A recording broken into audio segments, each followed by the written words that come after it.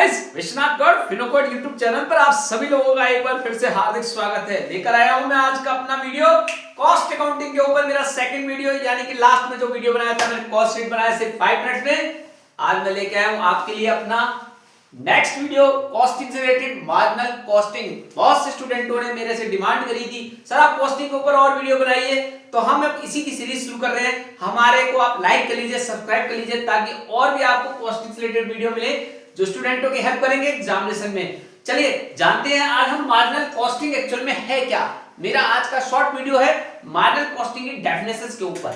बहुत से बच्चों को इसमें कंफ्यूजन रहती है, बहुत से जॉब करने वाले जो लोग होते हैं, कंपनी में अकाउंटेंट होते हैं, उन्हें हमेशा डाउट बना रहता है एक्चुअली मार्जिनल कॉस्टिंग कैसे कैलकुलेट करते हैं और इसका प्रोसीजर होता क्या है।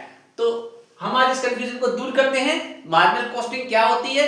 मार्जिनल कॉस्टिंग फ्रेंड वो कॉस्टिंग है जिसमें फिक्स कॉस्ट को शामिल नहीं किया जाता। अंडरलाइन कीजिएगा, मैं फिर से एक बार दोहराऊंगा, मार्जिनल कॉस्टिंग वो कॉस्टिंग है जिसके अंदर फिक्स्ड कॉस्ट को शामिल नहीं किया जाता। ये बहुत इंपॉर्टेंट पॉइंट है, क्योंकि जो फिक्स्ड कॉस्ट होती है इसमें as a period cost count होती है। जी हां, इसके अंदर केवल वेरिएबल कॉस्ट शामिल किए जाते हैं।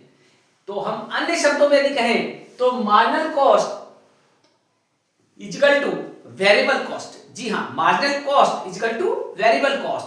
कैसे निकलती है ये वेरिएबल कॉस्ट यानी कि मार्जिनल कॉस्ट? चलिए जानते हैं।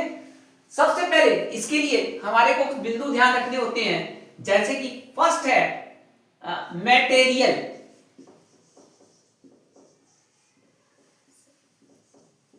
सेकंड है लेबर, थर्ड है ओवरहेड।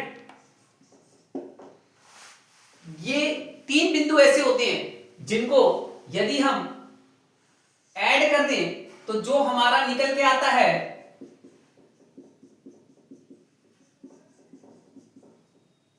इनको ऐड करने पर यदि हम जो फिगर पाते हैं वो कहलाता है हमारा टोटल वेरिएबल कॉस्ट।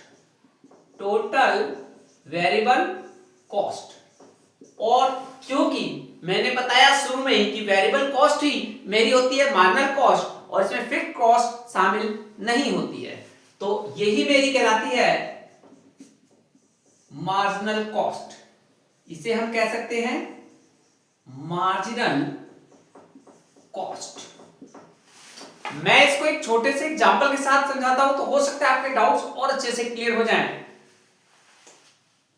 यहां पे हम मान लेते हैं कि एक पेन की मटेरियल कॉस्ट कितनी है। सपोज मान लीजिए 1 पेन की हम मटेरियल कॉस्ट मान लेते हैं 5 रुपीज,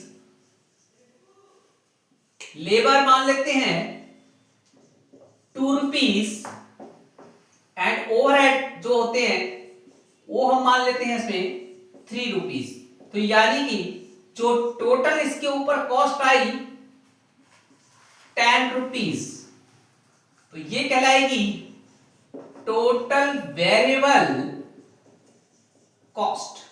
टोटल वेरिएबल कॉस्ट, और यही मेरी होती है marginal cost rupees per unit. जी हां, ध्यान दीजिएगा, रुपीज पर यूनिट, यानी कि एक मेरे पेन बनाने की जो टोटल वेरिएबल कॉस्ट आई है वो 10 रुपीज आई है।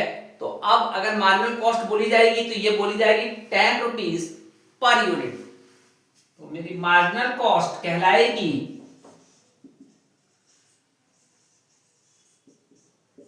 10 रुपीज पर यूनिट। जी हां, पर यूनिट। तो ये हो गई फ्रेंड्स मार्जिनल कॉस्ट निकालने का प्रोसीजर। अब इसमें सबसे बड़ी एक चीज और है कि बनाई क्यों जाती है। बहुत आसान चीजें मैं आपको बताना चाहूंगा आसान शब्दों में, ताकि आपको आसानी से समझ आए कि मार्जिनल कॉस्ट का उद्देश्य क्या होता है, बेनिफिट क्या होते हैं। ठीक है, सबसे पहले तो नंबर 1, इससे प्रॉफिट प्लानिंग पता लग जाती है, इससे हमें प्रॉफिट का आइडिया लग जाता है। बिल्कुल इसकी प्रॉफिट प्लानिंग बिल्कुल ईजी होती है मार्जिनल कॉस्ट करने के बाद। सेकंड, उससे बड़ी बिजनेस प्लानिंग के विषय में भी हमें इसमें काफी हेल्प लगती है मार्जिनल कॉस्ट से। नंबर 3 जो इससे भी ज्यादा होती है सेलिंग वैल्यू को, जी हाँ, सेलिंग प्राइस की वैल्यू को डिसाइड करना, बहुत बहुत इंपॉर्टेंट ये होती है। और थर्ड होती है कॉस्ट को कंट्रोल करना। जी हाँ, कॉस्ट कंट्रोल करने का भी ये सबसे बड़ा एक साधन है। तो मार्जिनल कॉस्ट जो है हमारी हर उन सब में हेल्प करती है, चाहे वो कंपनी के प्रोडक्शन प्लानिंग हो, चाहे वो कंपनी का कॉस्ट कंट्रोल प्लानिंग हो, चाहे वो कंपनी की बिजनेस या फ्यूचर प्लानिंग हो, तो इन सब में हेल्प करती है ये मार्जिनल कॉस्ट। तो मार्जिनल कॉस्ट इसीलिए निकाला जाता है।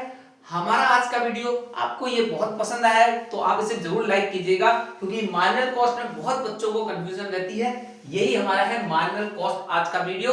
लेकिन नेक्स्ट जो हम वीडियो लेके आ रहे हैं, हम आपको बताएंगे उसके अंदर अपने कि मार्जिनल कॉस्टिंग में कौन कौन से ऐसे इंपॉर्टेंट टर्म्स होते हैं जो कि आपको पता होने चाहिए, और मार्जिनल कॉस्टिंग निकालने की सबसे आसान ट्रिक कौन सी होती है, इस पर भी अपना एक वीडियो लेकर आएंगे। तो thank you, have a nice day.